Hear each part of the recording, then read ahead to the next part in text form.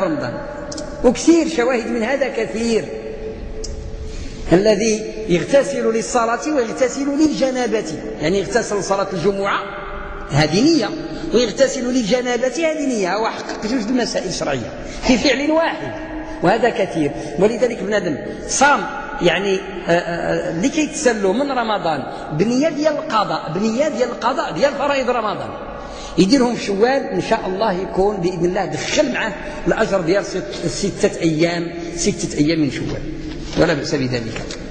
يعني التوسط برسول الله في الدعاء فيه خلاف شديد معروف بين العلماء، والإنسان عليه الصلاة والسلام والإنسان كلما تجرد في الدعاء لله كان أفضل، لأن الله عز وجل قال في القرآن الكريم: وإذا سألك عبادي عني فإني قريب أجيب دعوة الداعي إذا دعان فليستجيبوا لي وليؤمنوا بي لعلهم يرشدون.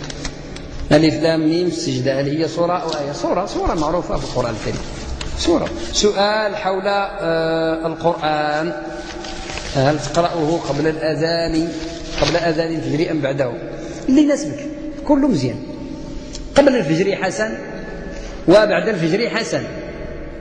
قبل الفجر غادي يكون من قيام الليل، إلا قرأت القرآن قبل الفجر، قبل ما يبدا الفجر، يعني صلي به، راه قيام الليل هذاك، وذلك شيء حسن وعظيم، لأن ذاك ثلث الليل الآخر ينزل فيه ربنا إلى السماء الدنيا ويفتح الأبواب لعباده.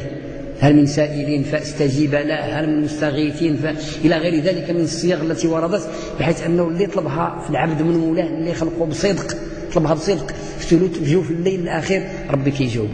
فإلا ربي تعالى قوّك تنوضي قبل الفجر بواحد الساعة ولا ما يقارب ذلك، وقريت القرآن بالصلاة، راه شيء كبير.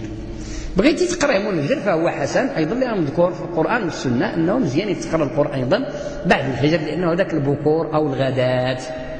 واصبر نفسك مع الذين يدعون ربهم بالغداة والعشي يريدون وجهه، وهذا المعنى كثير في القرآن، بالغدو ولا صال، فيعني كله مزيان إن شاء الله. الشجرة الملعونة في القرآن لعلها شجرة الزقوم، لعلها شجرة الزقوم، والله أعلم. الشجرة الملعونة في القرآن. ما الفرق بين جلسة الشروق وصلاة الشروق؟ وما معنى جلسة الشروق؟ جلسة الشروق يعني هذا اصطلاح كيدل على ذيك الجلسة ديال الذكر. بنادم ملي كيكون الوقت يعني مناسب ليه، ملي كيصلي الصبح ما كينوضش من الموضع ديالو، كان كيديرها النبي صلى الله عليه وسلم وأهل الله من الصحابة والصديقين وسائر التابعين ومن كان على نهجهم بإحسان. ملي يصليو الفجر على حسب الظروف يجلس الإنسان غير يقول السلام عليكم من المجلس ديال الصلاة ديال الصبح، ما ينوضش، يجلس تما مع القبلة، قدام القبلة، كيذكر الله، يقرأ القرآن، يسبح، يعني يقرأ العلم، حتى العلم مزيان، يقرأ العلم. يعني جوج 3 الأخوات يجلسوا من بعد الصلاة يدرسوا في كتاب أحاديث، يتدارسوا القرآن الكريم حتى تشرق الشمس. هذه الجلسة كلها من الفجر حتى الشروق هي المقصود بهذه الجلسة.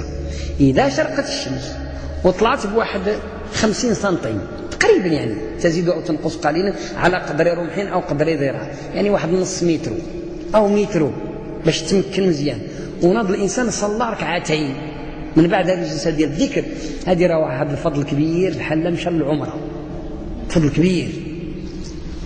فهذيك هي صلاة الشروق، ديك الساعة كتكون من بعد شروق الشمس واحد 10 دقائق كاع على أطول تقدير. يعني لما تشوف بنادم يشوف الشمس راه فارقات المباني، ما بقاش لاصقه في البني ولا لاصقه في الجبال، طلعت بواحد نص متر تقريبا. هل يجوز استعمال رشاشة الرب في الصيام؟ نعم يجوز. هذيك الرشاشة ديال الضيقة الله يعافينا ويعافيكم ما كتفطر شيء. هذه الفتوى ماشي ديالي أنا، خصها تكون ديال الطبيب، وسألنا الاختصاص ديال الأطباء شنو هي عبارة عن غاز بحال الهواء. إلا تفطر هذيك إذا شحال واحد كيسحب له زعما راه شي غبرة ولا شي حاجة كتدخل، لا، غازات.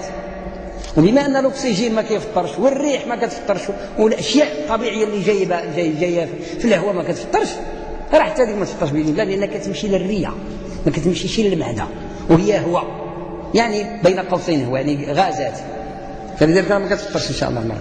هكذا سمعنا من الاطباء، يعني غير نعرفوا الطبيعه ديال الماده شنو هي وبالضبط، يعني فيزيائيا اش كيوقع. الله يجعل البركه ديك الساعه نفقي عاد كيفتي.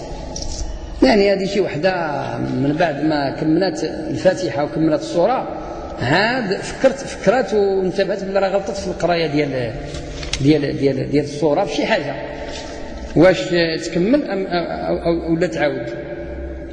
اذا كان الخطا في السوره ماشي في الفاتحه، لان قالت السوره ماشي في الفاتحه لا باس، ما كاين باس، تركع والسجود تستغفر. واذا كان الخطا قريب يعني